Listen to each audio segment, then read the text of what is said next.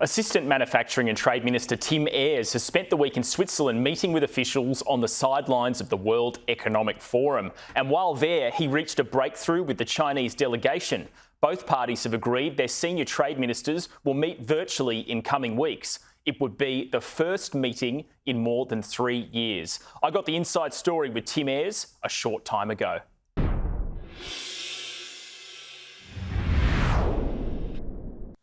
Oh, g'day, Ed. It's good to be on the show. I mean, every dialogue at ministerial level is useful and helpful. The new government's made it clear that we're open to and keen to pursue dialogue on all of the issues in the bilateral relationship. Anthony Albanese's meeting with President Xi was an important juncture. There have been a series of other ministerial engagements, and this has been just another one of those. It is an important and useful development that there will be a face-to-face meeting of the Australian and Chinese trade ministers over the coming weeks. Yeah, do you get a sense that China are willing to eventually start reducing the restrictions on about $20 billion worth of Australian products exported? Well, these impediments that have been put in the way of Australian exports to China are certainly not in the interest of Australian exporters, but they're not in the interest of Chinese consumers either. The best time to withdraw those impediments would have been over the last couple of months. We're encouraging the Chinese side to withdraw those impediments as an important part of stabilising the relationship. It's an important step that should be undertaken by China, and I hope that happens soon. Look, you've been at Davos for the past few days in Switzerland. What's it been like? Has recession been the main theme, or is it a bit more positive and upbeat than that? Well, there's mixed views about the state of the global economy, but it is an important opportunity, I think, for those economic issues to be canvassed. There's certainly deep concerns about the impact of Russia's illegal war on Ukraine on the global economy. Deep concern about inflationary pressures right around the globe. I'm not an economic commentator, but it's certainly the case that there's real pressure in the global economy, and that the risks of recession in some of our key global partners have intensified, not retreated over the course of the last few months. Yeah, I also want to talk about Australia as a place for foreign investment. Look, your government have recently introduced some price caps on coal, gas, and introduced a carbon price ceiling.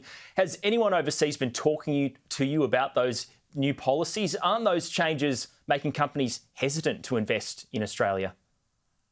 I don't believe so. Australia has got a very strong reputation around the globe as a stable place to invest, but even more importantly than that, the dialogue that I've been having with global companies that have got an interest in investing in Australia has been about the Albanese government's industry policy priorities. It's been about the National Reconstruction Fund and the Powering the Nation Fund, and the opportunities that creates for investment from Australian partners and overseas partners in industrial capability, in national infrastructure.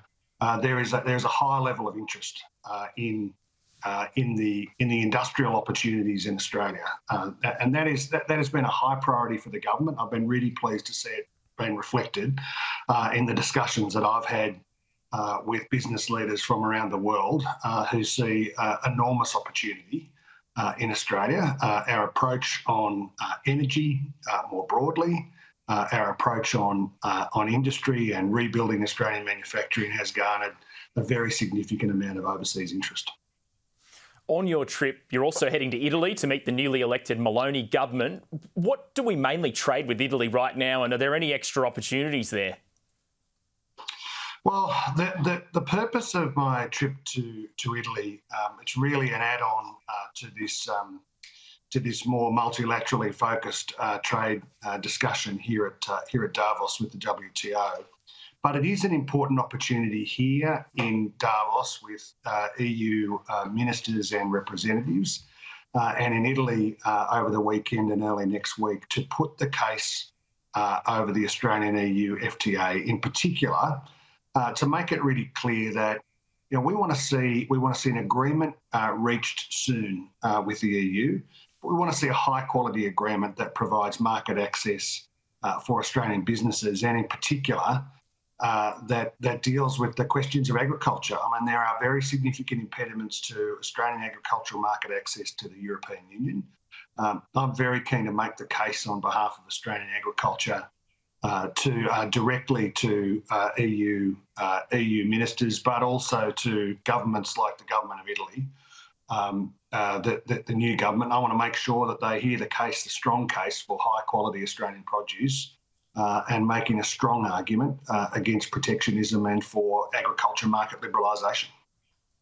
Yeah, let's talk a bit more about that EU free trade agreement. I think one of the elements to it is Europeans want to protect some words like Prosecco and Parmesan cheese. Can you just talk to us a little bit more about that? Well, there's a very strong position advanced by the European Union to protect what they call geographical indicator names. So feta cheese, Parmesan cheese, Prosecco.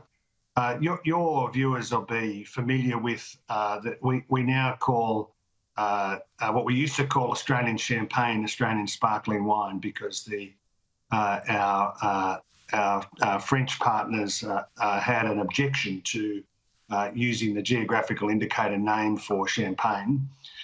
That's spread to an approach that has been all about trying to remove the right of Australian producers to use geographical indicator names. Now, that is one of the last issues that will be resolved in the EU negotiations. It's a very difficult issue for a series of Australian producers. We've had representations on behalf of all of these, but in particular for Prosecco makers in Australia. I mean, the truth here is that Australia hasn't gone to Europe and picked out these geographical indicators and applied these names to products that we make here. What's happened is European migrants coming to Australia, settling in Australia, have brought their wine varieties, their food processing techniques with them. And it's been an important part of our multicultural story, the development of an Australian food culture, an Australian agricultural production system that has got its roots right around the world. Now, these are going to be very difficult issues in the context of the agreement, and I'm very keen to make representations directly to the Italian government to make sure that the Australian voice is heard and to stand up on behalf of Australian industry and Australian agriculture. And just quickly, how far off are we from coming to an agreement there with the EU? Well, negotiations are very well advanced, and that they are proceeding. It is always vitally important that we make it really clear to our friends in the European Union that we want to see an agreement with the EU. It's a very important market for Australia, but it's never an agreement at any costs. It's got to be a high quality agreement.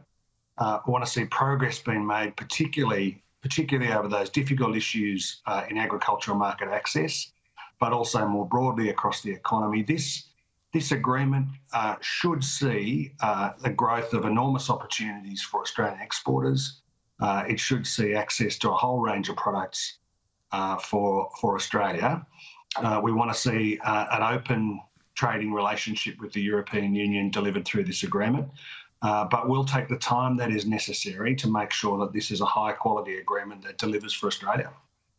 Well, Tim Ayres, the Assistant Minister for Trade and Manufacturing, thanks for coming on the program today. Good on you, Ed.